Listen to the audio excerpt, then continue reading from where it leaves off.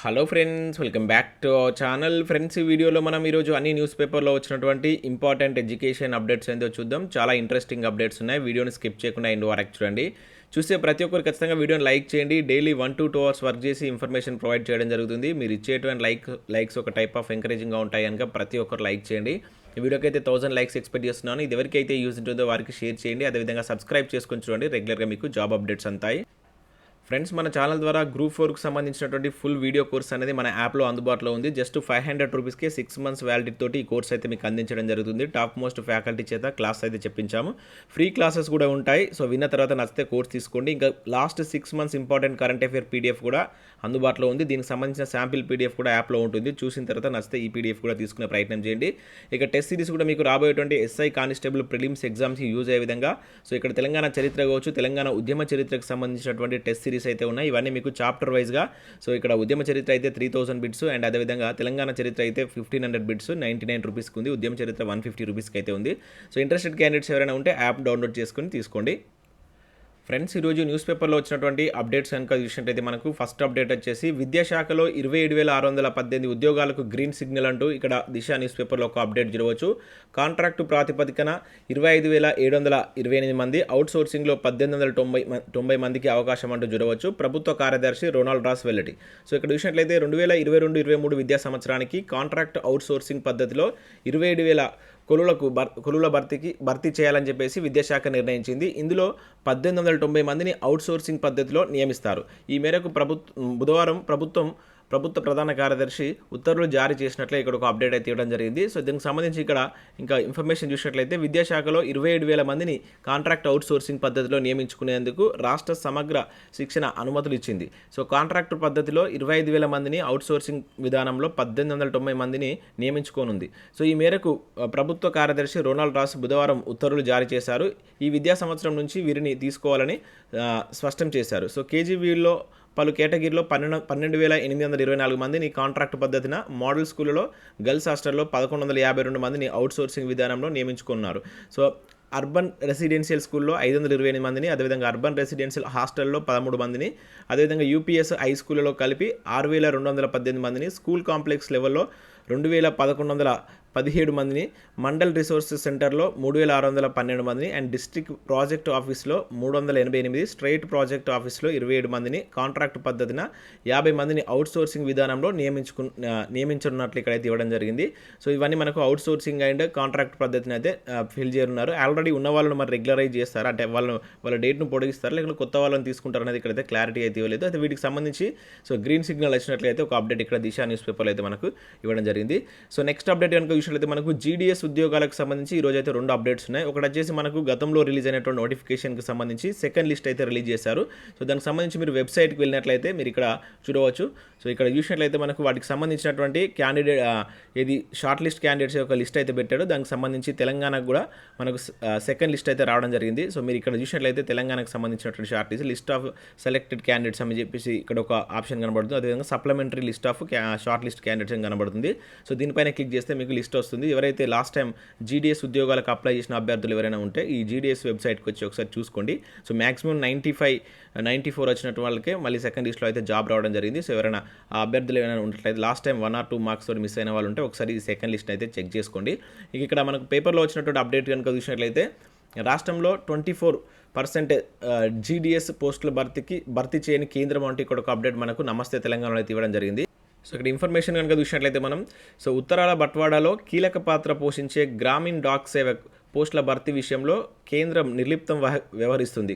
తెలంగాణలో GDS పోస్టులు దాదాపుగా 24% ఖాళీగా ఉన్నాయని కేంద్రం అంగీకరించింది. రాష్ట్రంలో 2,492 పోస్టులు ఖాళీగా ఉన్నాయని, ఇవి మొత్తం పోస్టుల్లో 23.7% అని కేంద్ర కమ్యూనికేషన్ల శాఖ దేవసింహ చౌహాన్ తెలిపారు. సో లోక్సభలో నిన్న జరిగినటువంటి ఒక ప్రశ్నకు సమాధానంగా సో ఇదైతే మనకు తెలియడం జరిగింది. దానికి సంబంధించినటువంటి లిస్టు కూడా మనకు జిల్లాల వారీగా కేంద్ర ప్రభుత్వం భర్తీ చేయకుండా ఖాళీగా ఉంచినటువంటి GDS పోస్టుల వివరాలు కూడా ఇక్కడైతే మనకి ఇవ్వడం జరిగింది.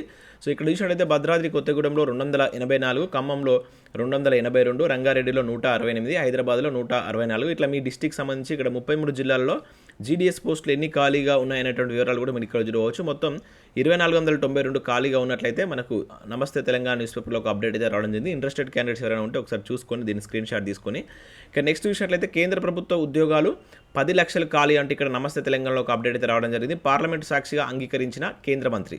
సో కేంద్ర ప్రభుత్వ విభాగాల్లో 2021 మార్చి 1 నాటికి 9.79 లక్షల ఉద్యోగాలు ఖాళీగా ఉన్నాయని కేంద్ర సిబ్బంది వ్యవహారాల శాఖ మంత్రి జితేంద్ర సింగ్ బుధవారం పార్లమెంటుకు తెలిపారు. సో ఈ మేరకు జితేంద్ర సింగ్ లోక్సభలో ఓ ప్రశ్నకు రాతపూర్వక సమాధానం ఇచ్చారు. సో కేంద్ర విభాగాల్లో మొత్తం మంజూరు అయిన పోస్టుల సంఖ్య చూసినట్లయితే 40 లక్షలుగా దానిలో మనకు 9.79 లక్షలు ఖాళీగా ఉన్నాయంటే 4 ఒక పోస్టు భర్తీకి నోచుకోలేదు. సో పోస్టుల కల్పన భర్తీ ప్రక్రియ అనేది సంబంధిత మంత్రిత్వ శాఖ బాధ్యత అని, ఇది నిరంతర ప్రక్రియ అని మంత్రి చెప్పారు. సో పదవి విరమణ, ప్రమోషన్లు, రాజీనామాలు, మరణాలు తదితర కారణాల వల్ల కేంద్రంలో మనకి పలు విభాగాల్లో ఉద్యోగ ఖాళీలు ఏర్పడ్డాయని చెప్పుకొచ్చారు. సో దాంతోపాటు ఖాళీల భర్తీ చేసేందుకు కాల పరిమితితో యుద్ధ ప్రాతిపదికన తగిన చర్యలు తీసుకుంటామని ఆయా విభాగాలను కోరామని చెప్పేసి పేర్కొన్నట్లు కూడా ఇక్కడ ఒక అప్డేట్ అయితే చూడవచ్చు మనం కేంద్రంలో ఉన్నటువంటి ఖాళీలకు సంబంధించింది. సో నెక్స్ట్ విషయం ఇక్కడ TSPSCతో వర్సిటీ నాన్ టీచింగ్ పోస్టుల భర్తీ అని చెప్పేసి ఇక్కడ ఒక అప్డేట్ ఇవ్వడం జరిగింది. సో వర్సిటీలో ఉన్నటువంటి ఏవైతే నాన్ టీచింగ్ పోస్టుల రిక్రూట్మెంట్పై సర్కార్ కీలక నిర్ణయం తీసుకుంది. ఇకపై ఆ పోస్టులను TSPSC ద్వారా భర్తీ చేయనున్నట్లు తెలిసింది. సో రాష్ట్ర వ్యాప్తంగా 15 వర్సిటీలో దాదాపుగా మనకు 2800 పోస్టులు భర్తీ చేయాలని సర్కార్ నిర్ణయించింది.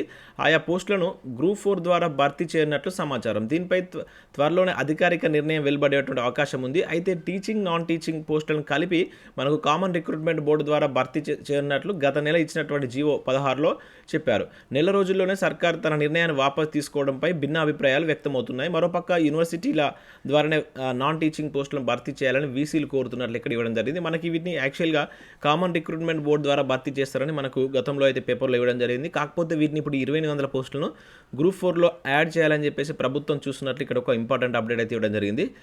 నెక్స్ట్ మరొక అప్డేట్ కనుక చూసినట్లయితే గ్రూప్ 1 BC అభ్యర్థులకు ఉచిత కోచింగ్ అంటూ చూడవచ్చు. గ్రూప్ 1 పోటీ పరీక్షకు ప్రిపేర్ అయ్యేటువంటి BC అభ్యర్థులకు ఆన్లైన్ ద్వారా ఉచిత శిక్షణ ఇవ్వనట్లు మనకు BC స్టడీ సర్కిల్ డైరెక్టర్ అయితే తెలపడం జరిగింది. దీనికి సంబంధించి ఈ నెల 29 లోపు మీరు ఈ BC స్టడీ సర్కిల్ యొక్క వెబ్సైట్కి వెళ్ళి దరఖాస్తు చేసుకోవాలని చెప్పేసి కోరారు. ఆగస్టు 5 నుంచి వీటికి సంబంధించిన క్లాసెస్ అయితే ప్రారంభిస్తామని చెప్పారు. సో అభ్యర్థులకు కుటుంబ వార్షిక ఆదాయం అనేది 5 lakhs మించకుండా ఉండాలి. డిగ్రీ, ఇంటర్, SSC మార్కుల్లో వచ్చినటువంటి దాని యొక్క మెరిట్ ఆధారంగా వీటి యొక్క ఎంపిక ప్రక్రియ ఉంటుందంటే ఇక్కడ వివరించడం జరిగింది. ఇంకేమైనా డౌట్స్ ఉంటే ఇక్కడ ఒక ల్యాండ్లైన్ నెంబర్ ఇచ్చారు. సో ఆ నెంబర్కి కాల్ చేసి మీరు మీ డౌట్స్ని మీరు క్లారిఫై చేసుకోవచ్చు. ఇక నెక్స్ట్ చూసినట్టయితే 357 పోస్టులకు కత్తెర అంటూ చూడవచ్చు. డాక్టర్ పోస్టుల నోటిఫికేషన్కు బోర్డు మార్పులు. సో మనకు డాక్టర్ పోస్టుల నోటిఫికేషన్లో 357 పోస్టులను తొలగించినట్లు ఇక్కడ ఒక ఇంపార్టెంట్ అప్డేట్ అయితే చూడవచ్చు. ప్రభుత్వ దవాఖానాల్లో 1326 డాక్టర్ పోస్టుల భర్తీకి గత నెల విడుదల చేసినటువంటి నోటిఫికేషన్లో medical and health services recruitment board మార్పు చేసింది. 1326 పోస్టుల్లో 357 పోస్టులను విత్డ్రా చేసినట్లు పేర్కొంది. ఇవి మెడికల్ కాలేజీలో ట్యూటర్ పోస్టులని నేషనల్ మెడికల్ కమిషన్ ఏదైతే మనకు NMC కొత్త గైడ్లైన్స్ ప్రకారం వీటిని తర్వాత భర్తీ చేస్తామని చెప్పేసి ప్రకటించింది. అయితే ట్యూటర్ పోస్టులకు సంబంధించినటువంటి ఈ NMC కొత్త గైడ్లైన్స్ విడుదల చేయకపోవడం గమనార్హం. పోస్టుల భర్తీకి బోర్డు నోటిఫికేషన్ ఇచ్చిన తర్వాత NMC నుంచి గైడ్లైన్స్ ఏమీ రాలేదని ఇంకేదో కారణంతో పోస్టులను తగ్గించి ఉండవచ్చు అని చెప్పేసి డాక్టర్లు అనుమానం వ్యక్తం చేస్తున్నట్లు కూడా ఇక్కడ ఒక అప్డేట్ అయితే ఇవ్వడం జరిగింది. ఇంకా అదే కాకుండా ఇక్కడ మనకి ఇక్కడ చూసినట్లయితే నోటిఫికేషన్ లింక్ ఎప్పుడు అంటూ చూడవచ్చు. అయితే ఆరోగ్య శాఖలో మనకు 12,000 పోస్టులకు సంబంధించి ఆర్థిక శాఖ అయితే మనకు ఆల్రెడీ ఆర్థిక శాఖ ఆమోదం ఇచ్చింది. అయితే ఇందులో డాక్టర్లు, అసిస్టెంట్లు, ప్రొఫెసర్లు, నర్సింగ్, ఇంకా స్టాఫ్ నర్స్ లాంటి పోస్టులు అయితే చాలా రకాల పోస్టులు మనకు మెడికల్ విభాగానికి సంబంధించి. సో దీనిలో భాగంగా మనకు జూన్ 15 మనకి ఒక డాక్టర్ పోస్టులకు సంబంధించిన నోటిఫికేషన్ మాత్రం విడుదల చేశారు. ఇక రాబోయేటువంటి 3-4 వారాల్లో మిగతా పోస్టులను కూడా దశల వారీగా భర్తీ చేస్తామని చెప్పేసి మనకు హరీష్ రావు గారు అయితే తెలపడం జరిగింది. అయితే వీటికి సంబంధించి ఇప్పటి వరకు ఎటువంటి నోటిఫికేషన్లు రాలేదని చెప్పేసి చెప్పడం జరుగుతుంది. ఇక్కడ దాంతోపాటుగా వచ్చినటువంటి నోటిఫికేషన్లో 357 పోస్టులకు కోత పెట్టారని చెప్పేసి ఇక్కడ దానికి సంబంధించినటువంటి అభ్యర్థులు వాపోతున్నట్లు ఇక్కడ ఒక అప్డేట్ అయితే మనం చూడవచ్చు. సో మనకు ఈ వైద్య శాఖలో పోస్టులకు సంబంధించి గతంలో లాస్ట్ మంత్ మన నోటిఫికేషన్ వస్తుందని చెప్పేసి చెప్పారు. కాకపోతే ఇప్పటివరకు కూడా దీనికి సంబంధించి ఎటువంటి అప్డేట్ అయితే లేదు. సో పోచంపల్లి బ్యాంక్లో స్టాఫ్ అని చెప్పేసి చూడవచ్చు. Pochampally cooperative urban bank limited నుంచి 16 పోస్టుల భర్తీకి సంబంధించి ఒక నోటిఫికేషన్ అయితే రిలీజ్ చేశారు. సో ఎవరైనా ఇంట్రెస్ట్ ఉన్న క్యాండిడేట్స్ వీటికి అప్లై చేసుకోండి. 60% అనేటువంటిది మీకు డిగ్రీ PGలో అయితే ఉండాలి, లేదా బీటెక్లో 60% ఎబో మార్కులు ఉన్నటువంటి అభ్యర్థులు మాత్రం అప్లై చేసుకోవాల్సి ఉంటుంది. సో వీటికి సంబంధించి ఇక్కడ మేనేజర్ 4, అకౌంటెంట్, అసిస్టెంట్ మేనేజర్లు 2 పోస్టులు, IT professional 2, staff nurse and junior ఆఫీసర్లు 8 పోస్టులు అయితే ఉన్నాయి. సో ఇంట్రెస్టెడ్ క్యాండిడేట్స్ వెబ్సైట్కి వెళ్ళి చూసి అప్లై చేసుకోండి.